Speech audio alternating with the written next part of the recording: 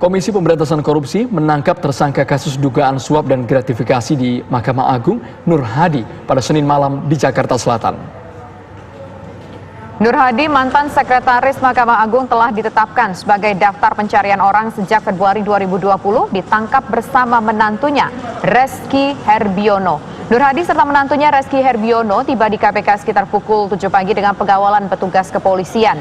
Nur Hadi dan Reski langsung dibawa ke lantai 2 gedung KPK untuk menjalani pemeriksaan oleh penyidik KPK.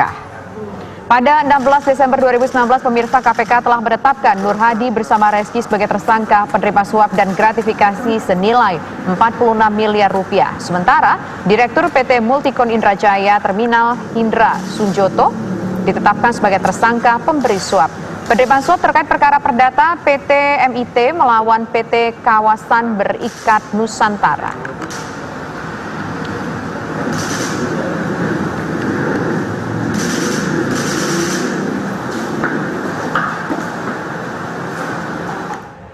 Informasi terkini dari gedung KPK akan disampaikan oleh Rizky Darmansyah. Rizky, silakan dengan laporan Anda.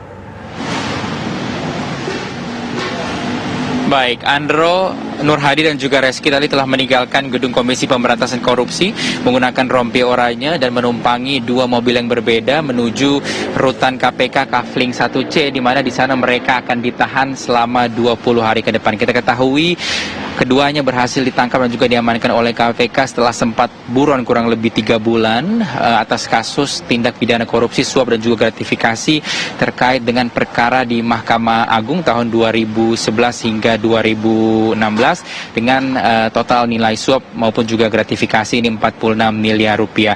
Dan tadi sekitar pukul 14.30 waktu Indonesia Barat, Komisi Pemberantasan Korupsi telah menggelar konferensi pers menyampaikan detail seperti apa kronologi dan juga pengembangan kasus ini. Dan untuk lebih lengkapnya berikut kita dengarkan keterangan dari pimpinan KPK Nurul Gufron.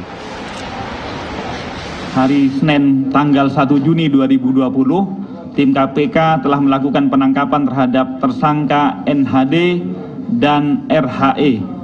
Selanjutnya setelah dilakukan pemeriksaan, penyidik KPK melakukan penahanan rutan terhadap 2 orang tersangka tersebut, yaitu NHD dan RHE, sebagai pengembangan perkara dugaan tindak pidana korupsi, suap dan gratifikasi terkait dengan perkara di Mahkamah Agung pada tahun 2011 sampai 2016. Penahanan rutan dilakukan kepada 2 orang tersangka tersebut selama 20 hari ke depan terhitung sejak hari ini tanggal 2 Juni 2020 sampai tanggal 21 Juni 2020 masing-masing di rutan tahanan KPK Kafling C1.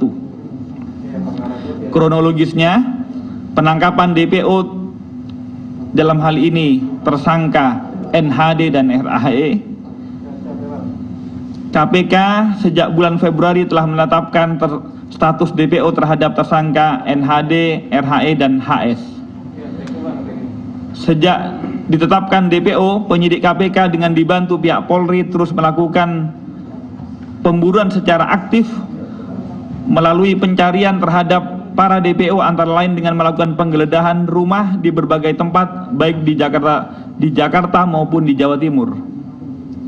Pada tanggal 1 Juni 2020 hari Senin kemarin sekitar pukul 18, tim penyidik KPK mendapat informasi dari masyarakat mengenai keberadaan 2 tersangka tersebut yang berstatus DPO tersebut.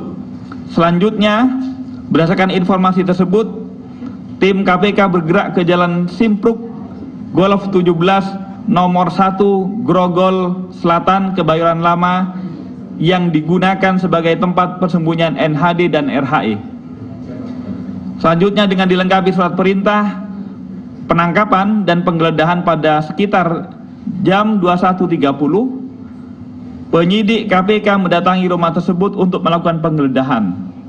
Awalnya, tim penyidik KPK bersifat persuasif dengan mengetuk pagar rumah, namun tidak dihiraukan.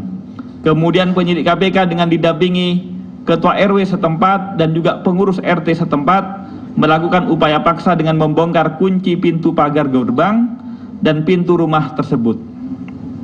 Setelah penyidik KPK berhasil masuk ke dalam rumah, di salah satu kamar ditemukan tersangka NHD dan di kamar lainnya ditemukan tersangka RHE dan langsung dilakukan penangkapan terhadap keduanya.